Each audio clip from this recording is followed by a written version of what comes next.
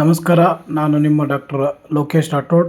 ಇವತ್ತೊಂದು ಹೊಸ ಸಂಚಿಕೆ. ಇಂದಿನ ಪ್ರಚಲಿತ ಘಟನೆಗಳು. ಕೇಂದ್ರ ರೇಷ್ಮೆ ಮಂಡಳಿ ನಿಯಮಗಳ ತಿದ್ದುಪಡಿ. ಸರ್ಕಾರವು ಕೇಂದ್ರ ರೇಷ್ಮೆ ಮಂಡಳಿಯ ನಿಯಮಗಳ 1955ರಲ್ಲಿ ನಿಯಮ 22 ತಿದ್ದುಪಡಿ ಮಾಡಿದೆ. ಇದರಿಂದ ಮಂಡಳಿಯ ಆರ್ಥಿಕ ಅನುಮೋದನೆ ನೀತಿ ₹50 ಲಕ್ಷದಿಂದ ಹೆಚ್ಚಿಸಿ 1 ಕೋಟಿ ತಲುಪಿಸಲಾಗಿದೆ. ಪ್ರಮುಖ ಅಂಶಗಳು: ಮಂಡಳಿಯ ಸ್ಥಾಪನೆ. ಸಂಸತ್ತಿನಲ್ಲಿ ಕಾಯ್ದೆಯ ಮೂಲಕ 1948ರಲ್ಲಿ ಶಾಸನಬದ್ಧ ಸಂಸ್ಥೆಯಾಗಿ ಸ್ಥಾಪನೆಯಾಗಿದೆ. ನೋಡಲ್ ಸಚಿವಾಲಯ: ಜವಳಿ ಸಚಿವಾಲಯ, ಕೇಂದ್ರ. ಪ್ರಧಾನ ಕಾರ್ಯಾಲಯ ಬೆಂಗಳೂರು. ಕಾರ್ಯಗಳು: ರೇಷ್ಮೆ ಉದ್ಯಮದ ಅಭಿವೃದ್ಧಿ, ಕಚ್ಚಾ ರೇಷ್ಮೆ ಆಮದು ರಫ್ತು ಸೇರಿದಂತೆ ಕೇಂದ್ರ ಸರ್ಕಾರಕ್ಕೆ ಸಲಹೆ ನೀಡುವುದು, ಅಗತ್ಯ ವರದಿಗಳನ್ನು ತಯಾರು ಮಾಡುವುದು, ವೈಜ್ಞಾನಿಕ ರೇಷ್ಮೆ ಕೃಷಿಯ ಪ್ರಸಾರ ಮಾಡುವುದು. ಭಾರತದಲ್ಲಿ ರೇಷ್ಮೆ ಉತ್ಪಾದನೆ. ವಿಶ್ವದಲ್ಲಿ ಸ್ಥಾನ 2ನೇ ಅತಿದೊಡ್ಡ ಉತ್ಪಾದಕ ಹಾಗೂ ಗ್ರಾಹಕ ದೇಶವಾಗಿದೆ. ಉತ್ಪಾದನೆ 2023-24ನೇ ಸಾಲಿನಲ್ಲಿ 38,913 ಮೆಟ್ರಿಕ್ ಟನ್, 2017-18ರಲ್ಲಿ 31,906 ಮೆಟ್ರಿಕ್ ಟನ್. ಪ್ರಮುಖ ರಾಜ್ಯ ಕರ್ನಾಟಕ ಅಗ್ರಸ್ಥಾನ. ರೇಷ್ಮೆ ಪ್ರಭೇದಗಳು: ಮಲ್ಬೇರಿಯಾ, ಎರಿ, ಟಸರ್, ಮಗ. ಸಂಭವನೀಯ ಪ್ರಶ್ನೆಗಳು ಇದಕ್ಕೆ ಸಂಬಂಧಪಟ್ಟ ಹಾಗೆ: ಇತ್ತೀಚಿನ ತಿದ್ದುಪಡಿಯ ಪ್ರಕಾರ ಕೇಂದ್ರ ರೇಷ್ಮೆ ಮಂಡಳಿ CSB ಆರ್ಥಿಕ ಅನುಮೋದನೆ ಮಿತಿ ಎಷ್ಟು? 1 ಕೋಟಿಯಾಗಿದೆ. ಕೇಂದ್ರ ರೇಷ್ಮೆ ಮಂಡಳಿಯನ್ನು ಯಾವ ವರ್ಷ ಶಾಸನಬದ್ಧ ಸಂಸ್ಥೆಯಾಗಿ ಸ್ಥಾಪನೆ ಮಾಡಲಾಗಿದೆ? 1948. ಕೇಂದ್ರ ರೇಷ್ಮೆ ಮಂಡಳಿಯ ನೋಡಲ್ ಸಚಿವಾಲಯ ಯಾವುದು? ಜವಳಿ ಸಚಿವಾಲಯ. ಇದು ನೋಡಲ್ ಸಚಿವಾಲಯ ಆಗಿದೆ ಎನ್ನುವುದನ್ನು ಇಲ್ಲಿ ನಾವು ಗಮನಿಸಬಹುದು. ಭಾರತದಲ್ಲಿ ಅತಿ ದೊಡ್ಡ ರೇಷ್ಮೆ ಉತ್ಪಾದಕ ರಾಜ್ಯ ಯಾವುದು? ಕರ್ನಾಟಕ. ಕರ್ನಾಟಕ ರಾಜ್ಯ ಅತಿ ಹೆಚ್ಚು ರೇಷ್ಮೆಯನ್ನು ಉತ್ಪಾದನೆ ಮಾಡುವಂತಹ ಒಂದು ಪ್ರಮುಖ ರಾಜ್ಯವಾಗಿದೆ. ಅದೇ ರೀತಿಯಾಗಿ ಕೇಂದ್ರ ರೇಷ್ಮೆ ಮಂಡಳಿಯು ಅದರ ಮಂಡಳಿಯ ಪ್ರಧಾನ ಕಾರ್ಯಾಲಯ ಬೆಂಗಳೂರಿನಲ್ಲಿ ಇದೆ ಎನ್ನುವುದನ್ನು ಇಲ್ಲಿ ನಾವು ಗಮನಿಸಬೇಕಾಗತ್ತೆ. ಹೀಗೆ ಕೇಂದ್ರ ರೇಷ್ಮೆ ಮಂಡಳಿಯ ನಿಯಮಗಳ ತಿದ್ದುಪಡಿ ಅಂತಕ್ಕಂತಹ ಒಂದು ವಿಷಯದ ಮೇಲೆ ಈ ಒಂದು ಕ್ಲಾಸನ್ನು ಮಾಡಿದ್ದೇನೆ. ಅದರ ಮುಂದುವರಿದ ಭಾಗದಲ್ಲಿ ಈಗ ವಿಶೇಷವಾಗಿ ಜವಾಬ್ದಾರಿಯುತ ರಾಷ್ಟ್ರಗಳ ಸೂಚ್ಯಂಕ ಅನ್ನುವ ಪ್ರಚಲಿತ ಘಟನೆಗಳನ್ನು ಈಗ ನಾವು ತಿಳ್ಕೊಳ್ಳೋಣ. ನವದೆಹಲಿ ಡಾಕ್ಟರ್ ಅಂಬೇಡ್ಕರ್ ಅಂತಾರಾಷ್ಟ್ರೀಯ ಕೇಂದ್ರದಲ್ಲಿ ಭಾರತವು ಜವಾಬ್ದಾರಿಯುತ ರಾಷ್ಟ್ರಗಳ ಸೂಚ್ಯಂಕ RNIಯನ್ನು ಪ್ರಾರಂಭಿಸಿದೆ. ಸೂಚ್ಯಂಕದ ಮಹತ್ವಪೂರ್ಣ ಅಂಶಗಳು: ಇದು ಭಾರತದ ಮೊದಲ ಜಾಗತಿಕವಾಗಿ ಆಧಾರಿತ ಸೂಚ್ಯಂಕ. ವಿಕಸನೆ: ಜವಾಹರಲಾಲ್ ನೆಹರು ವಿಶ್ವವಿದ್ಯಾಲಯ, JNU, IIM Mumbai, doctor Ambedkar ಅಂತಾರಾಷ್ಟ್ರೀಯ ಕೇಂದ್ರ ಮತ್ತು ವರ್ಲ್ಡ್ ಇಂಟೆಲೆಕ್ಚುಯಲ್ ಫೌಂಡೇಶನ್ ಸಂಯೋಗದೊಂದಿಗೆ ಅಭಿವೃದ್ಧಿ ಪಡಿಸಲಾಗಿದೆ. ವ್ಯಾಪ್ತಿ: 154 ದೇಶಗಳ. ಮೌಲ್ಯಮಾಪನ. ಉದ್ದೇಶ: GDP, ಸಾಂಪ್ರದಾಯಿಕ ಶಕ್ತಿಯ ಬದಲು ಜವಾಬ್ದಾರಿಯುತ ಆಡಳಿತ, ಸಾಮಾಜಿಕ ಕಲ್ಯಾಣ, ಪರಿಸರ ಸಂರಕ್ಷಣೆ ಮತ್ತು ಜಾಗತಿಕ ಜವಾಬ್ದಾರಿಯ ಆಧಾರದ ಮೇಲೆ ದೇಶಗಳನ್ನು ಮೌಲ್ಯಮಾಪನ ಮಾಡುವುದು. 3 ಆಯಾಮಗಳನ್ನು ಒಳಗೊಂಡಿದೆ: ಆಂತರಿಕ ಜವಾಬ್ದಾರಿ, ನಾಗರಿಕರ ಘನತೆ, ನ್ಯಾಯ ಮತ್ತು ಕಲ್ಯಾಣ. ಪರಿಸರ ಜವಾಬ್ದಾರಿ: ನೈಸರ್ಗಿಕ ಸಂಪನ್ಮೂಲಗಳ ಸಂರಕ್ಷಣೆ ಹಾಗೂ ಹವಾಮಾನ ಕ್ರಮ. ಬಾಹ್ಯ ಜವಾಬ್ದಾರಿ: ಜಾಗತಿಕ ಶಾಂತಿ, ಸಹಕಾರ ಮತ್ತು ಸ್ಥಿರತೆಯ ಕೊಡುಗೆಯನ್ನು ನೀಡುವಂತಹ ಒಂದು ಆಯಾಮವನ್ನು ಹೊಂದಿದೆ. ಮಹತ್ವ: ನೈತಿಕತೆ, ಜವಾಬ್ದಾರಿ ಮತ್ತು ಸುಸ್ಥಿರ ನಾಯಕತ್ವದ ಕುರಿತಾದ ಜಾಗತಿಕ ಸಂವಾದವನ್ನು ಉತ್ತೇಜಿಸುವುದು. ರಾಷ್ಟ್ರಗಳ ಕಾರ್ಯನಿರ್ವಹಣೆಯಲ್ಲಿ ಸಮತೋಲಿತ ದೃಷ್ಟಿಕೋನವನ್ನು ನೀಡುವುದು. ಹೀಗೆ ಅನೇಕ ಅಂಶಗಳು ಜವಾಬ್ದಾರಿಯುತ ರಾಷ್ಟ್ರಗಳ ಸೂಚ್ಯಂಕದಲ್ಲಿ ನಾವು ಅಧ್ಯಯನ ಮಾಡಬೇಕಾಗ್ತದೆ. ಇದು ಮುಂಬರುವ ಪರೀಕ್ಷೆಗಳಲ್ಲಿ ಕೇಳಬಹುದಾದಂತಹ ಒಂದು ಸಂಭವನೀಯ ಪ್ರಚಲಿತ ಘಟನೆಯಾಗಿದೆ. ಇದನ್ನು ಸರಿಯಾದ ರೀತಿಯಲ್ಲಿ ನೀವು ಅಧ್ಯಯನ ಮಾಡಿಕೊಳ್ಳಬೇಕಾಗ್ತದೆ. ಹಾಗಾಗಿ ಮುಂಬರುವ ಸ್ಪರ್ಧಾತ್ಮಕ ಪರೀಕ್ಷೆಗಳಿಗೆ ಇದು ಬಹಳಷ್ಟು ಉಪಯೋಗವಾಗಲಿದೆ. India launch RNI index. ಇದನ್ನು ಯಾವಾಗ ಇಂಡೆಕ್ಸನ್ನು ಲಾಂಚ್ ಮಾಡಿದ್ದಾರೆ, ಇದರ ಆಯಾಮಗಳೇನು ಅನ್ನೋದನ್ನು ಪ್ರಮುಖವಾಗಿ ಇಲ್ಲಿ ತಿಳ್ಕೊಳ್ಬೇಕಾಗ್ತದೆ. ಇದು ಮುಂಬರುವ ಸ್ಪರ್ಧಾತ್ಮಕ ಪರೀಕ್ಷೆಗಳಲ್ಲಿ ಎಲ್ಲ ಸ್ಪರ್ಧಾರ್ಥಿಗಳಿಗೆ ಉಪಯುಕ್ತವಾಗುವಂಥ ಒಂದು ಪ್ರಚಲಿತ ಘಟನೆ ಇದಾಗಿದೆ ಎನ್ನುವುದನ್ನು ನಾವು ಗಮನಿಸಬೇಕಾಗತ್ತೆ. ಯಾಕಂದರೆ ಪ್ರಚಲಿತ ಘಟನೆಗಳನ್ನು ದಿನನಿತ್ಯ ನಾವು ಅಧ್ಯಯನ ಮಾಡಲೇಬೇಕಾಗತ್ತೆ. ಯಾಕಂದರೆ ಸೊ ಯಾವ ಪ್ರಶ್ನೆಗಳು ಯಾವ ರೀತಿಯಾಗಿ ಕೇಳುತ್ತಾರೆ ಅನ್ನೋದು ಗೊತ್ತಾಗೋದಿಲ್ಲ. ಹಾಗಾಗಿ ನಾವು ದಿನನಿತ್ಯ ಇವುಗಳನ್ನು ಅಧ್ಯಯನ ಮಾಡಿಕೊಂಡ್ರೆ ಸೊ ನಮಗೆ ಸುಲಭವಾಗಿ ಇದನ್ನು ತಿಳ್ಕೊಳ್ಳಿಕ್ಕೆ ಸಾಧ್ಯ ಆಗುತ್ತೆ. ಮುಂದುವರೆದ ಭಾಗದಲ್ಲಿ ಇಂದಿನ ಪ್ರಚಲಿತ ಘಟನೆಗಳ ಸಂಬಂಧಪಟ್ಟ ಹಾಗೆ ಪರೀಕ್ಷಾ ದೃಷ್ಟಿಯಿಂದ ಸಂಭವನೀಯ ಪ್ರಶ್ನೋತ್ತರಗಳು. ಸೊ ಜವಾಬ್ದಾರಿಯುತ ರಾಷ್ಟ್ರಗಳ ಸೂಚ್ಯಂಕ RNI ಅನ್ನು ಯಾವ ಸಂಸ್ಥೆ ಅಥವಾ ಸಂಸ್ಥೆಗಳು ಸಂಯೋಗದಲ್ಲಿ ಅಭಿವೃದ್ಧಿಪಡಿಸಲಾಗಿದೆ? JNU, IIM ಮುಂಬೈ ಮತ್ತು ವರ್ಲ್ಡ್ ಇಂಟಲೆಕ್ಚುಯಲ್ ಫೌಂಡೇಶನ್ ಇವುಗಳ ಸಂಯೋಗದಲ್ಲಿ ಸೊ ಜವಾಬ್ದಾರಿಯುತ ರಾಷ್ಟ್ರ ಸೂಚ್ಯಂಕವನ್ನು ಅಭಿವೃದ್ಧಿಪಡಿಸಲಾಗಿದೆ ಎನ್ನುವುದನ್ನು ಇಲ್ಲಿ ನಾವು ಗಮನಿಸಬೇಕಾಗತ್ತೆ. RNI ಸೂಚ್ಯಂಕವು ಈ ಕೆಳಗಿನ ಯಾವ ಆಯಾಮವನ್ನು ಒಳಗೊಂಡಿದೆ?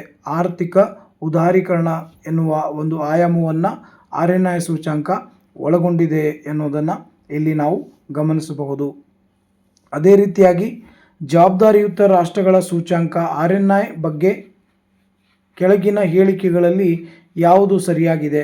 1 ಮತ್ತು 3 ಇದು ಭಾರತದ ಮೊದಲ ಜಾಗತಿಕ ಸೂಚ್ಯಂಕವಾಗಿದೆ ಮತ್ತು ಇದು GDPಗಿಂತ ಜವಾಬ್ದಾರಿಯುತ ಆಡಳಿತವನ್ನು ಪ್ರಮುಖ ಮಾನದಂಡವಾಗಿ ಪರಿಗಣಿಸುತ್ತದೆ. ಹಾಗಾಗಿ ಇವೆರಡು ಅಂದರೆ ಸರಿಯಾದ ಉತ್ತರ C 1 ಮತ್ತು 3 ಮಾತ್ರ ಅನ್ನೋದು. ಅದೇ ರೀತಿಯಾಗಿ RNI ಸೂಚ್ಯಂಕ ಬಾಹ್ಯ ಜವಾಬ್ದಾರಿ ಆಯಾಮದ ಕೆಲಸ ಯಾವುದು? ಜಾಗತಿಕ ಶಾಂತಿ, ಸಹಕಾರ ಮತ್ತು ಸ್ಥಿರತೆಗೆ ನೀಡುವ ಕೊಡುಗೆ. ಅಂದರೆ ಇದರಲ್ಲಿ ಉತ್ತರ C, ಅದು ಜಾಗತಿಕ ಶಾಂತಿ, ಸಹಕಾರ ಮತ್ತು ಸ್ಥಿರತೆಗೆ ನೀಡುವ ಕೊಡುಗೆ ಅಂತಕ್ಕಂಥದ್ದು ಸರಿಯಾದ. ಜವಾಬ್ದಾರಿಯುತ ರಾಷ್ಟ್ರಗಳ ಸೂಚ್ಯಂಕ ಅಧಿಕೃತವಾಗಿ ಅಂಬೇಡ್ಕರ್ ಅಂತಾರಾಷ್ಟ್ರೀಯ ಕೇಂದ್ರ ನವದೆಹಲಿಯಲ್ಲಿ ಮಾಡಲಾಗಿದೆ. ಮುಂದುವರೆದ ಭಾಗದಲ್ಲಿ ಸುದ್ದಿಯಲ್ಲಿರುವ ಕುಂಭಲ್ಗಢ್ ವನ್ಯಜೀವಿ ಅಭಯಾರಣ್ಯ. ಕೇಂದ್ರ ಸರ್ಕಾರವು ಕುಂಭಲ್ಗಢ್ ವನ್ಯಜೀವಿ ಅಭಯಾರಣ್ಯದ ಸುತ್ತಲಿನ ಶೂನ್ಯದಿಂದ 1 ಕಿಲೋಮೀಟರ್ವರೆಗಿನ ಪ್ರದೇಶವನ್ನು ಪರಿಸರ ಸೂಕ್ಷ್ಮ ವಲಯ ಎಂದು ಘೋಷಿಸಿದೆ. ಈ ಪ್ರದೇಶವು ಅರಾವಳಿಯ ಅತ್ಯಂತ ದುರ್ಬಲ ಪರಿಸರ ವ್ಯವಸ್ಥೆಗಳಲ್ಲಿ ಒಂದಾಗಿದೆ. ಪ್ರಮುಖ ಮಾಹಿತಿ ಸ್ಥಳ ರಾಜಸ್ಥಾನದ ರಾಜಮಂದ್ ಜಿಲ್ಲೆ. ವಿಸ್ತೀರ್ಣ 610.5 ಚದರ ಕಿಲೋಮೀಟರ್ ವಿಸ್ತೀರ್ಣವನ್ನು ಹೊಂದಿದೆ. ಪ್ರಸ್ತಾಪ ಅರಾವಳಿ ಶ್ರೇಣಿಯ 4 ಬೆಟ್ಟ ಶ್ರೇಣಿಗಳು ಕುಂಭಲ್ಗಢ್, ಸದ್ರಿ, ದೇಸೂರಿ, ಬೋಖಾಡ ಇವುಗಳನ್ನು ಒಳಗೊಂಡಿದೆ. ಪ್ರಾಮುಖ್ಯತೆ 1971ರಲ್ಲಿ ಸ್ಥಾಪಿತವಾದ ಈ ಅಭಯಾರಣ್ಯವು ಐತಿಹಾಸಿಕ ಕುಂಭಲ್ಗಢ್ ಕೋಟೆಯನ್ನು ಒಳಗೊಂಡಿದೆ. ಇದು ಒಂದು ಕಾಲದಲ್ಲಿ ರಾಜಮನೆತನದ ಭೇಟಿಯಾಡುವ ತಾಣವಾಗಿತ್ತು. ಭೂಪ್ರದೇಶ ಪೂರ್ವ ಭಾಗ 500ರಿಂದ 1300 ಮೀಟರ್ ಎತ್ತರದ ಬೆಟ್ಟಗಳು. ಬನಾಸ್ ನದಿ ಬಂಗಾಳಕೊಲ್ಲಿ ಮೂಲವಾಗಿದೆ. ಪಶ್ಚಿಮ ಇಳಿಜಾರುಗಳು ಲುನಿ ನದಿ ಅರೇಬಿಯನ್ ಸಮುದ್ರ ವ್ಯವಸ್ಥೆಯನ್ನು ರೂಪಿಸುವ ಸಣ್ಣ ನದಿ ಮೂಲವಾಗಿದೆ.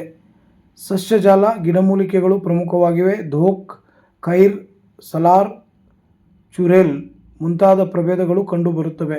ಪ್ರಾಣಿಜಾಲ ತೋಳ, ಚಿರತೆ, ಕರಡಿ, ಕತ್ತೆ ಕಿರುಬ, ನರಿ, ಕಾಡುಬೆಕ್ಕು, ಸಾಂಬಾರು, ನಿಲ್ಗಾಯಿ, ಚೌಸಿಂಗ್, 4 ಕೊಬ್ಬಿನ ಹುಲ್ಲೆ, ಚಿಂಕಾರ, ಮೊಲ ಇತ್ಯಾದಿಗಳು ಇಲ್ಲಿ ಕಂಡುಬರುತ್ತವೆ. ಇದರ ಮೇಲೆ ಬರಬಹುದಾದಂಥ ಸಂಭವನೀಯ ಪ್ರಶ್ನೆಗಳು. ಕುಂಭಲ್ಗಢ್ ಅಭಯಾರಣ್ಯ ಸುತ್ತಲಿನ ಹೊಸದಾಗಿ ಘೋಷಿಸಲಾದ ಪರಿಸರ ಸೂಕ್ಷ್ಮ ವಲಯದ ಅಗಲ ಎಷ್ಟು? 0 ಇಂದ 1 ಕಿಲೋಮೀಟರ್ ಅಗಲವಾಗಿದೆ.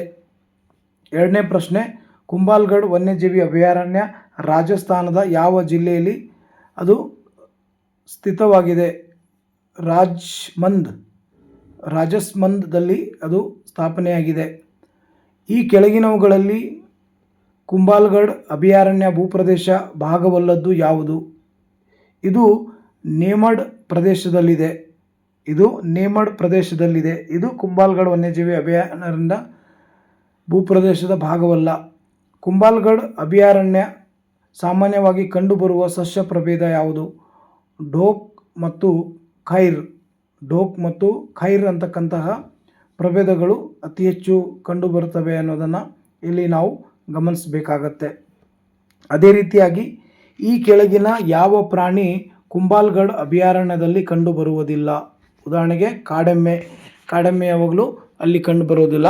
ಆದರೆ ಅಲ್ಲಿ ನಿಲ್ಗಾಯಿ, ಚೌಸಿಂಗ್, 4 ಕೊಬ್ಬಿನ ಹುಲೆ, ಕತ್ತೆ ಕಿರುಬ ಇವುಗಳು ಕಂಡುಬರ್ತವೆ. ಅದೇ ರೀತಿ ಸೌರ್ಪಣಿಕಾ ನದಿ ಕುರಿತು ರಾಷ್ಟ್ರೀಯ ಹಸಿರು ನ್ಯಾಯಮಂಡಳಿ ನೋಟಿಸ್ ನೀಡಿದೆ.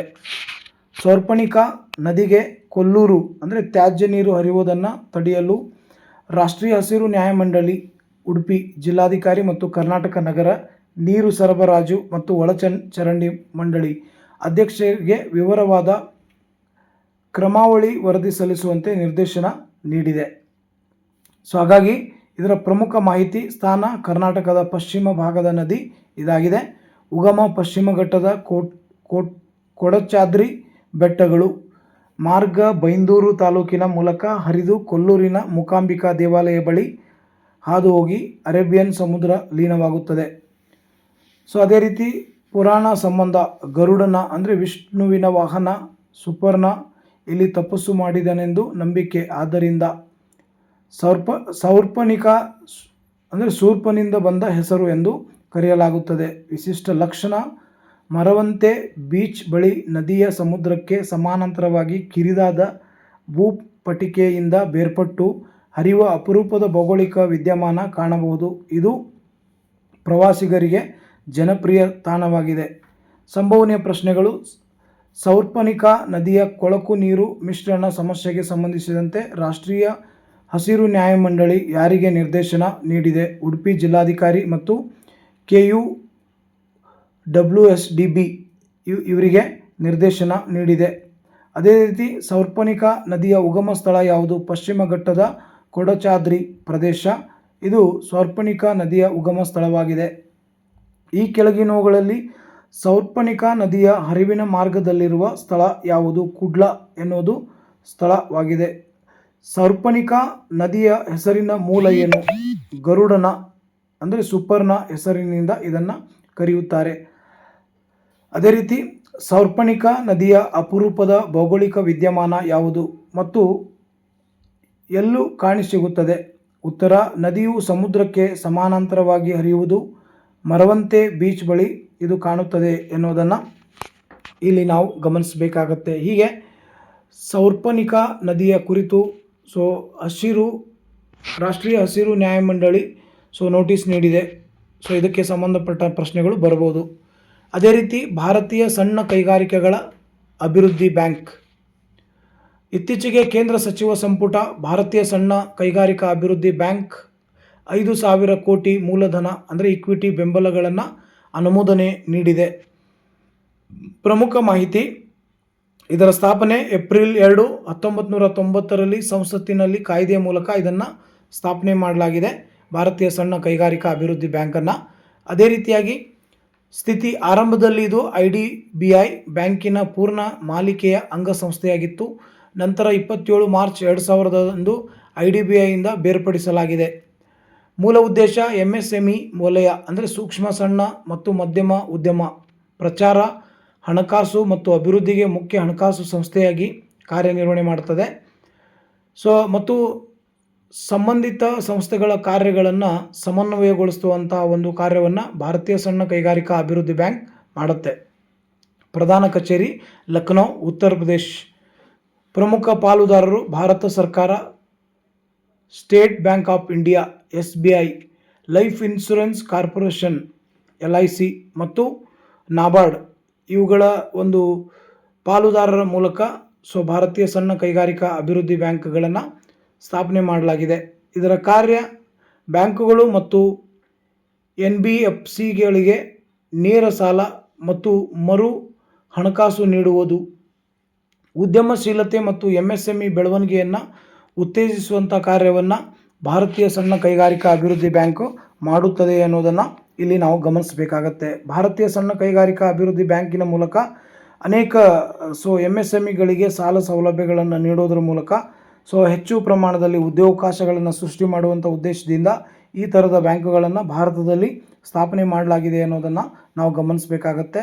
ಆದ್ದರಿಂದ ಭಾರತೀಯ ಸಣ್ಣ ಕೈಗಾರಿಕಾ ಅಭಿವೃದ್ಧಿ ಬ್ಯಾಂಕ್ ಅಂತಕ್ಕಂಥದ್ದು ಲಕ್ನೋದಲ್ಲಿ ಅಂದರೆ ಉತ್ತರ ಪ್ರದೇಶ್ ಲಕ್ನೋದಲ್ಲಿ ಪ್ರಧಾನ ಕಚೇರಿಯನ್ನು ಹೊಂದಿದೆ. ಇದು ಪ್ರಶ್ನೆಗೂ ಕೂಡ ಪರೀಕ್ಷೆಯಲ್ಲಿ ಬರಬಹುದು. ಅದೇ ರೀತಿಯಾಗಿ ಅಪಾಯ ಬಂಡವಾಳ, ವೆಂಚರ್ ಕ್ಯಾಪಿಟಲ್, ತಂತ್ರಜ್ಞಾನ ಬೆಂಬಲ, ಸುಸ್ಥಿರ ಹಣಕಾಸು ಮುಂತಾದ ಪ್ರಮುಖ ಕ್ಷೇತ್ರಗಳಲ್ಲಿ ನೇರ ಹಣಕಾಸನ್ನು ಒದಗಿಸುವುದು, MSMEಗಳಿಗೆ ಹಣಕಾಸು ಸೇವೆಗಳನ್ನು ಸುಗಮಗೊಳಿಸುವುದು, ಸಣ್ಣ ಕೈಗಾರಿಕೆಗಳ ಅಭಿವೃದ್ಧಿ ನಿಧಿ SIDF ಮತ್ತು ರಾಷ್ಟ್ರೀಯ ಷೇರು ನಿಧಿ NSF ನಿರ್ವಹಿಸುವ ಜವಾಬ್ದಾರಿ ಮೊದಲು IDBI ನಿರ್ವಹಿಸುತ್ತಿತ್ತು. ಇದಕ್ಕೆ ಸಂಬಂಧಪಟ್ಟ ಹಾಗೆ ಇದರ ಮೇಲೆ ಬರಬಹುದಾದಂಥ ಪ್ರಶ್ನೆಗಳನ್ನು ಈ ಕೆಳಗಿನಂತೆ ನಾವು ನೋಡ್ಬೋದು. ಭಾರತೀಯ ಸಣ್ಣ ಕೈಗಾರಿಕೆಗಳ ಅಭಿವೃದ್ಧಿ ಬ್ಯಾಂಕ್ SIDBIಗೆ ಇತ್ತೀಚೆಗೆ ಕೇಂದ್ರ ಸಚಿವ ಸಂಪುಟ ಅನುಮೋದಿಸಿದ ಇಕ್ವಿಟಿ ಬೆಂಬಲ ಮೊತ್ತ ಎಷ್ಟು? 5,000 ಕೋಟಿ ಹಣ ಇಕ್ವಿಟಿ ಬೆಂಬಲವನ್ನು ಇಲ್ಲಿ ಕೇಂದ್ರ ಸಚಿವ ಸಂಪುಟ ಅನುಮೋದನೆ ಮಾಡಿದೆ ಅನ್ನೋದನ್ನು ಇಲ್ಲಿ ನಾವು ಗಮನಿಸಬೇಕಾಗಿದೆ.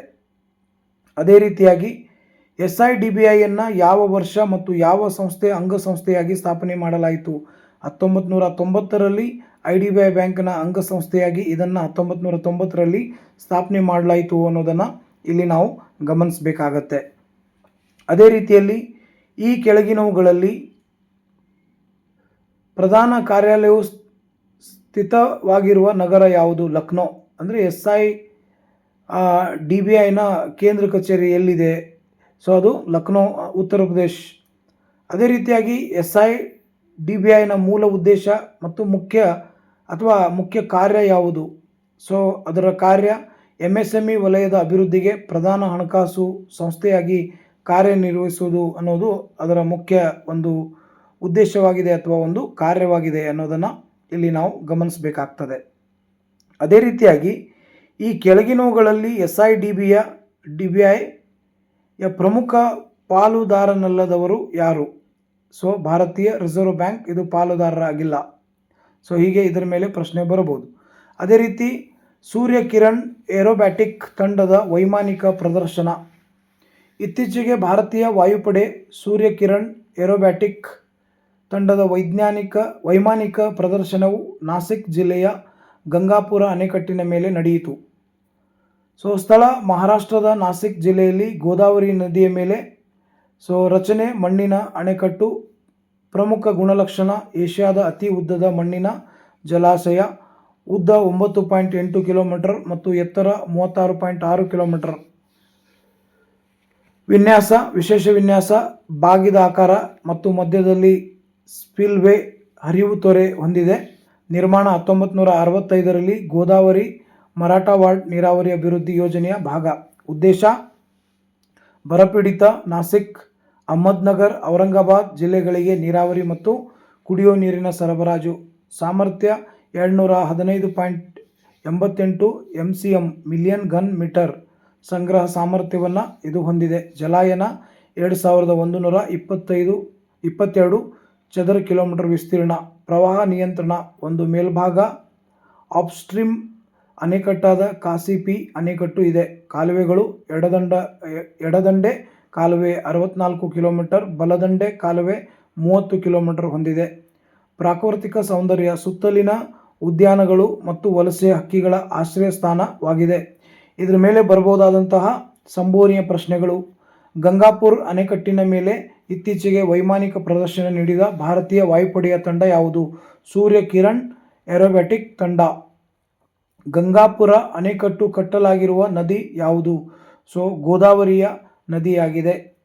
ಅದೇ ರೀತಿ ಮೂರನೇ ಪ್ರಶ್ನೆ, ಗಂಗಾಪುರ ಅಣೆಕಟ್ಟನ್ನು ಯಾವ ಯೋಜನೆಯ ಭಾಗವಾಗಿ ನಿರ್ಮಿಸಲಾಯಿತು? ಗೋದಾವರಿ ಮರಾಠವಾಡ ನೀರಾವರಿ ಅಭಿವೃದ್ಧಿ ಯೋಜನೆಯ ಭಾಗವಾಗಿ ನಿರ್ಮಿಸಲಾಗಿದೆ. ಅದೇ ರೀತಿ ಗಂಗಾಪುರ್ ಅಣೆಕಟ್ಟಿನ ಎಡದಂಡೆ ಕಾಲುವೆ ಉದ್ದ ಎಷ್ಟು? 64 ಕಿಲೋಮೀಟರ್ ಉದ್ದವನ್ನು ಎಡದಂಡೆ ಕಾಲುವೆ ಹೊಂದಿದೆ. ಅದೇ ರೀತಿ ಈ ಕೆಳಗಿನವುಗಳಲ್ಲಿ ಗಂಗಾಪುರ ಅಣೆಕಟ್ಟಿನ ವಿಶೇಷತೆ ಅಲ್ಲದ್ದು ಯಾವುದು? ಇದು ಜಲವಿದ್ಯುತ್ ಉತ್ಪಾದನೆಗೆ ಮುಖ್ಯವಾಗಿ ಬಳಸಲ್ಪಡುತ್ತದೆ. ಇದು ಮುಖ್ಯ ವಿಶೇಷತೆ ಅಲ್ಲದ್ದು ಅನ್ನೋದನ್ನು ನಾವು ಗಮನಿಸಬೇಕಾಗತ್ತೆ. ವಿಶೇಷತೆ ಇರುವುದು ಯಾವುದಂದರೆ ಇದು ಏಷ್ಯಾದ ಅತಿ ಉದ್ದವಾದ ಮಣ್ಣಿನ ಜಲಾಶಯವಾಗಿದೆ. ಇದು ಮಧ್ಯದ ಸ್ಪಿಲ್ವೇ ಹೊಂದಿದೆ.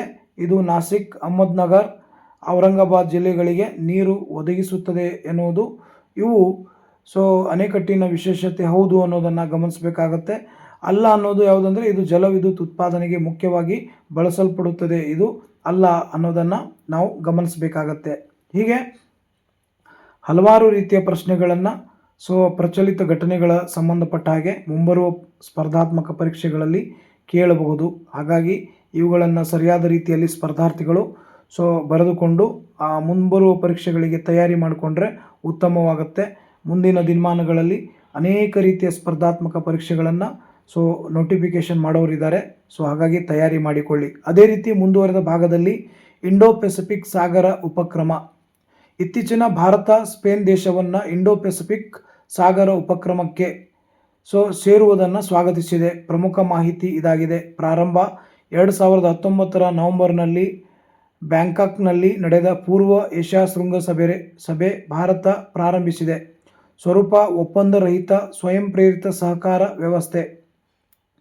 ಉದ್ದೇಶ ಮುಕ್ತ ಮತ್ತು ನಿಯಮಾಧಾರಿತ ಇಂಡೋ ಪೆಸಿಫಿಕ್ ಪ್ರದೇಶವನ್ನು ಸಾಧಿಸಲು ಸಹಕಾರ ಉತ್ತೇಜಿಸುವುದು. ಸಾಮೂಹಿಕ ತಿಳುವಳಿಕೆ ಮೂಲಕ ಒಗ್ಗಟ್ಟನ್ನು ಬಲಪಡಿಸುವಂಥ ಉದ್ದೇಶದಿಂದ ಇದನ್ನು ಮಾಡಲಾಗಿದೆ. ಚೌಕಟ್ಟು ಏಷ್ಯನ್ ಕೇಂದ್ರೀಯತೆ EAS ವೇದಿಕೆಯನ್ನು ಆರಂಭಿಸಿದೆ. ವಿಧಾನ 7 ಸ್ತಂಭಗಳು. ಮುಖ್ಯ ಕ್ಷೇತ್ರಗಳಲ್ಲಿ ಸಹಕಾರ. ಪ್ರತಿ ಸ್ತಂಭಕ್ಕೆ 1 ಅಥವಾ 2 ದೇಶಗಳ ಮುಂದಾಳತ್ವ ವಹಿಸುವುದು. ಇತರರು ಸ್ವಯಂ ಪ್ರೇರಿತವಾಗಿ ಭಾಗವಹಿಸುವಂಥದ್ದು. ಸ್ತಂಭಗಳು ಮತ್ತು ಮುಂದಾಳತ್ವ. ಸಾಗರ ಭದ್ರತೆ UK ಮತ್ತು ಭಾರತ. ಸಾಗರ ಪರಿಸರ ವಿಜ್ಞಾನ ಆಸ್ಟ್ರೇಲಿಯಾ ಮತ್ತು ಥೈಲ್ಯಾಂಡ್. ಸಾಗರ ಸಂಪನ್ಮೂಲಗಳು ಫ್ರಾನ್ಸ್ ಮತ್ತು ಇಂಡೋನೇಷ್ಯಾ. ಸಾಮರ್ಥ್ಯ ನಿರ್ಮಾಣ ಮತ್ತು ಸಂಪನ್ಮೂಲ ಹಂಚಿಕೆ ಜರ್ಮನಿ. ವಿಪತ್ತು ನಿವಾರಣೆ ಮತ್ತು ನಿರ್ವಹಣೆ ಭಾರತ ಮತ್ತು ಬಾಂಗ್ಲಾದೇಶ್. ವಿಜ್ಞಾನ ತಂತ್ರಜ್ಞಾನ ಮತ್ತು ಶೈಕ್ಷಣಿಕ ಸಹಕಾರ ಇಟಲಿ ಸಿಂಗಾಪುರ್. ವ್ಯಾಪಾರ ಸಂಪರ್ಕ ಮತ್ತು ಸಾಗರ ಸಾರಿಗೆ ಜಪಾನ್ ಮತ್ತು ಅಮೇರಿಕಾ. ಇದಕ್ಕೆ ಸಂಬಂಧಪಟ್ಟ ಹಾಗೆ ಬರಬಹುದಾದಂತಹ ಸಂಭವನೀಯ ಪ್ರಶ್ನೆಗಳು. ಇಂಡೋ ಪೆಸಿಫಿಕ್ ಸಾಗರ ಉಪಕ್ರಮ ಅನ್ನು ಭಾರತವು ಎಲ್ಲಿ ಪ್ರಾರಂಭಿಸಿತು? ಪೂರ್ವ ಏಷ್ಯಾ ಶೃಂಗಸಭೆಯಲ್ಲಿ ಇದನ್ನು ಪ್ರಾರಂಭ ಮಾಡಿದೆ. ಇಂಡೋ ಪೆಸಿಫಿಕ್ ಸಾಗರ ಉಪಕ್ರಮಯ ಸ್ವರೂಪ ಒಪ್ಪಂದ ರಹಿತ ಮತ್ತು ಸ್ವಯಂ ಪ್ರೇರಿತವಾದದ್ದು. ಸಾಗರ ಭದ್ರತೆ ಸ್ತಂಭಕ್ಕೆ IPOI ಯಲ್ಲಿ ಮುಂದಾಳತ್ವ ವಹಿಸಿದ ದೇಶಗಳು ಯಾವುವು? UK ಮತ್ತು ಭಾರತ ಇವುಗಳು ಮುಂದಾಳತ್ವವನ್ನು ವಹಿಸಿವೆ. ವಿಪತ್ತು ನಿವಾರಣೆ ಮತ್ತು ನಿರ್ವಹಣೆ ಸ್ತಂಭದ ಮುಂದಾಳತ್ವ ದೇಶಗಳು ಯಾವುವು? ಭಾರತ, ಬಾಂಗ್ಲಾದೇಶ ಇವು ವಿಪತ್ತು ನಿವಾರಣೆ ಮತ್ತು ನಿರ್ವಹಣೆಗೆ ಮುಂದಾಳತ್ವವನ್ನು ವಹಿಸಿದವು ಅನ್ನೋದನ್ನು ಇಲ್ಲಿ ನಾವು ಗಮನಿಸಬೇಕಾಗತ್ತೆ. ಅದೇ ರೀತಿ ಇತ್ತೀಚೆಗೆ IPOI ಸೇರಿದ ಹೊಸ ದೇಶ ಯಾವುದು? ಸ್ಪೇನ್ ದೇಶವು ಇತ್ತೀಚೆಗಷ್ಟೇ ಇಂಡೋ ಪೆಸಿಫಿಕ್ ಸಾಗರ ಉಪಕ್ರಮ ಅದಕ್ಕೆ ಸೇರ್ಪಡೆಯಾಗಿರತಕ್ಕಂಥ ಒಂದು ದೇಶವಾಗಿದೆ ಎನ್ನುವುದನ್ನು ಇಲ್ಲಿ ನಾವು ಗಮನಿಸಬೇಕಾಗತ್ತೆ. ಹಾಗಾಗಿ ಇಂಡೋ ಪೆಸಿಫಿಕ್ ಸಾಗರ ಉಪಕ್ರಮ ಸಂಬಂಧಪಟ್ಟ ಹಾಗೆ ಈ 7 ಸ್ತಂಭಗಳಿದ್ದಾವೆ. ಇವುಗಳ ಬಗ್ಗೆ ಪ್ರಶ್ನೆಗಳು ಬರಬಹುದು. ಹಾಗಾಗಿ ಇವುಗಳನ್ನು ನೋಡಿಕೊಳ್ಳಿ. ಅದೇ ರೀತಿಯಾಗಿ ಹ್ಯೂಮನಾಯ್ಡ್ ರೋಬೋಟ್ ASC ಅರ್ಜುನ್ ಭಾರತೀಯ ರೈಲ್ವೆ ವಿಶಾಖಪಟ್ಟಣ ರೈಲು ನಿಲ್ದಾಣದಲ್ಲಿ ASC ಅರ್ಜುನ್ ಎಂಬ ಹೆಸರಿನ ಹ್ಯೂಮನಾಯ್ಡ್ ರೋಬೋಟನ್ನು ಪರಿಚಯ ಮಾಡಿದೆ. ಹ್ಯೂಮನಾಯ್ಡ್ ರೋಬೋಟ್ ಬಗ್ಗೆ ಕುರಿತು ಭಾರತೀಯ ರೈಲ್ವೆ ಹ್ಯೂಮನಾಯ್ಡ್ ರೋಬೋಟ್ ಸ್ಥಳ ವಿಶಾಖಪಟ್ಟಣ ರೈಲು ನಿಲ್ದಾಣ. ಉದ್ದೇಶ ರೈಲ್ವೆ ಸುರಕ್ಷತಾ ಪಡೆ RPF ಸಿಬ್ಬಂದಿಗೆ ಸಹಾಯ ಮಾಡಲು, ವಿಶೇಷವಾಗಿ ಜನಸಂದಣಿ ಹೆಚ್ಚಿರುವ ಸಮಯದಲ್ಲಿ ನಿಲ್ದಾಣ ಕಾರ್ಯಾಚರಣೆಗಳನ್ನು ನಿರ್ವಹಿಸಲಿಕ್ಕೆ ಅನುಕೂಲ ಆಗುತ್ತೆ. ನಿರ್ಮಾಣ ಸಂಪೂರ್ಣ ಸ್ವದೇಶಿ ತಂತ್ರಜ್ಞಾನದಿಂದ ವಿನ್ಯಾಸಗೊಳಿಸಿ ಅಭಿವೃದ್ಧಿಪಡಿಸಲಾಗಿದೆ. ವೈಶಿಷ್ಟ್ಯಗಳು ಮತ್ತು ಸಾಮರ್ಥ್ಯಗಳು. ಭದ್ರತೆ, ಮುಖ ಗುರುತಿಸುವ ವ್ಯವಸ್ಥೆ, ಒಳನುಗ್ಗುವಿಕೆ ಪತ್ತೆ, ಕೃತಕ ಬುದ್ಧಿಮತ್ತೆ ಆಧಾರಿತ ಜನಸಂದಣಿ ಮೇಲ್ವಿಚಾರಣೆ, ನೈಜ ಸಮಯದ ಎಚ್ಚರಿಕೆಗಳನ್ನು ಇದು ನೀಡುತ್ತೆ. ಸಂವಹನ ಇಂಗ್ಲಿಷ್, ಹಿಂದಿ ಮತ್ತು ತೆಲುಗು ಭಾಷೆಗಳಲ್ಲಿ ಸ್ವಯಂಚಾಲಿತ ಘೋಷಣೆಗಳು ಮಾಡಲು, ಪ್ರಯಾಣಿಕರಿಗೆ ಮಾಹಿತಿ ನೀಡಲು ಮತ್ತು ಸುರಕ್ಷತಾ ಜಾಗೃತಿಯನ್ನು ಮೂಡಿಸಲು ಅನುಕೂಲವಾಗುತ್ತೆ. ಚಲನೆ ಅಡಚಣೆ ತಪ್ಪಿಸಿಕೊಳ್ಳುವ ಸಾಮರ್ಥ್ಯದೊಂದಿಗೆ ಅರೆ ಸ್ವಯಂಚಾಲಿತ ಸಂಚಾರ 24x7 ಅಂದರೆ ದಿನದ 7 ದಿನಗಳ 24 ಗಂಟೆ ಗಸ್ತು ತಿರುಗುವ ಸಾಮರ್ಥ್ಯವನ್ನು ಹೊಂದಿದೆ. ತುರ್ತು ನಿರ್ವಹಣೆ, ಬೆಂಕಿ ಮತ್ತು ಹೊಗೆ ಪತ್ತೆ ಸಾಮರ್ಥ್ಯವನ್ನು ಕೂಡ ಇದು ಮಾಡುತ್ತೆ. ಹೀಗೆ ಮುಂಬರುವ ಸ್ಪರ್ಧಾತ್ಮಕ ಪರೀಕ್ಷೆಗಳಲ್ಲಿ ಇವತ್ತಿನ ಕ್ಲಾಸ್ನಲ್ಲಿ ವಿಶೇಷವಾಗಿರ್ತಕ್ಕಂಥ ವಿಷಯಗಳನ್ನು ನಾನು ಚರ್ಚೆ ಮಾಡಿದ್ದೇನೆ. ಮುಂಬರುವ ಸ್ಪರ್ಧಾತ್ಮಕ ಪರೀಕ್ಷೆಗಳಲ್ಲಿ ಇವುಗಳಲ್ಲಿ ಪ್ರಶ್ನೆಗಳು ಬರಬಹುದಾದಂತಹ ಒಂದು ವಿಶೇಷತೆ ಇರೋದರಿಂದ ಎಲ್ಲರೂ ಸರಿಯಾದ ರೀತಿಯಲ್ಲಿ ಇವುಗಳನ್ನು ಅಧ್ಯಯನ ಮಾಡಿಕೊಳ್ಳಿ. ನಾನು ಮಾಡಿರ್ತಕ್ಕಂಥ ಕ್ಲಾಸ್ ನಿಮಗೆ ಇಷ್ಟವಾಗಿದ್ದರೆ ಇದಕ್ಕೆ ಕಮೆಂಟ್ ಮಾಡಿ, ಒಂದು ಲೈಕ್ ಮಾಡಿ. ಸೊ ಇದು ನನ್ನ ಚಾನಲ್ ನಿಮಗೆ ಇಷ್ಟವಾಗಿದ್ದರೆ ಸೊ ಸಬ್ಸ್ಕ್ರೈಬ್ ಮಾಡಿ. ಡಾಕ್ಟರ್ ಲೋಕೇಶ್ ರಾಠೋಡ್ ಅಮರ್ತ್ಯ ಸೇನ್ ಅಧ್ಯಯನ ವೇದಿಕೆ ಚಾನಲ್. ಈ ಚಾನಲ್ ಮೂಲಕ ವಿದ್ಯಾರ್ಥಿಗಳಿಗೆ ಅನುಕೂಲವಾಗುವಂಥ ದೃಷ್ಟಿಕೋನದಿಂದ ವಿವಿಧ ಸ್ಪರ್ಧಾತ್ಮಕ ಪರೀಕ್ಷೆಗಳಿಗೆ ತಯಾರಿ ಮಾಡುತ್ತಿರುವ ಸ್ಪರ್ಧಾರ್ಥಿಗಳಿಗೆ ಅನುಕೂಲವಾಗಲಿ ಎಂದು ನಾನು ಈ ಒಂದು ಕ್ಲಾಸನ್ನು ಮಾಡ್ತಾ ಇದ್ದೇನೆ. ಜೊತೆಗೆ BA ವಿದ್ಯಾರ್ಥಿಗಳಿಗೂ ಕೂಡ ಅನುಕೂಲವಾಗುವ ಕ್ಲಾಸ್ಗಳನ್ನು ನನ್ನ ಚಾನಲ್ ಮೂಲಕ ಮಾಡ್ತಾ ಇದ್ದೇನೆ. ಧನ್ಯವಾದ.